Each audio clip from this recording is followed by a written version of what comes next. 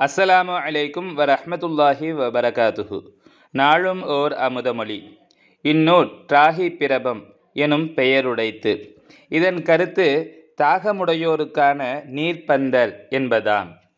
எவருக்கு ஞானத்தில் அளவற்ற தாகம் பிரியம் உள்ளதோ அவருக்கிந்நூல் ஒரு நீர்ப்பந்தல் எவ்வாறு தாகத்தை நீக்குமோ அவ்வாறே ஞான வேட்கையை இந்நூல் நீக்கிவிடும் என்பதாம் என்க. இந்நூல் இறை ஞான உதிப்பேயாம்.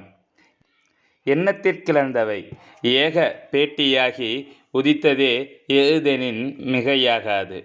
கருத்தா வினா வகுக்க சிருட்டி விடை விடுத்ததே ஏதாம்.